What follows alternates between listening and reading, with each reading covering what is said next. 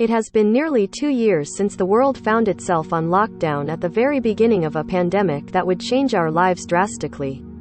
According to WHO Director General Tedros Adhanom Ghebreyesus, despite reaching its 2-year mark, this COVID-19 pandemic is not going to end anytime soon. Although reported cases and deaths are declining globally, and several countries have lifted restrictions, the pandemic is far from over, and it will not be over anywhere until it's over everywhere, he said in a press conference on March 9, 2022.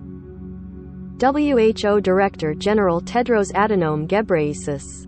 Image. Reuters, Barita Harian. He noted that more than 6 million people have died since the beginning of the pandemic, and that many countries in Asia and the Pacific are facing a surge of cases and deaths. The virus continues to evolve, and we continue to face major obstacles in distributing vaccines, tests, and treatments everywhere they are needed, Are things becoming too lax?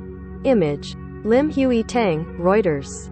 He expressed concern over the drastic reduction of COVID-19 testing in several countries. The reduction makes it harder to track where the virus is, how it's spreading, and how it's evolving. The WHO published new guidelines on self-testing, and recommends that self-tests should be offered in addition to professionally administered tests, citing that evidence shows that users can reliably and accurately carry out self-tests.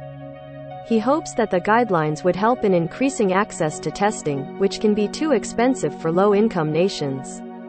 Constant vigilance. Statistically, the number of new COVID-19 cases have dropped by 5% worldwide last week compared to the week before that, and the number of deaths have also dropped by 8%. Although the numbers have fallen, Maria van Kerkhove, the COVID-19 technical lead of WHO, warned that the falling numbers are an underestimate, mostly due to the big drop in testing. The virus is still spreading at far too intensive a level, 3 years into this pandemic, she said.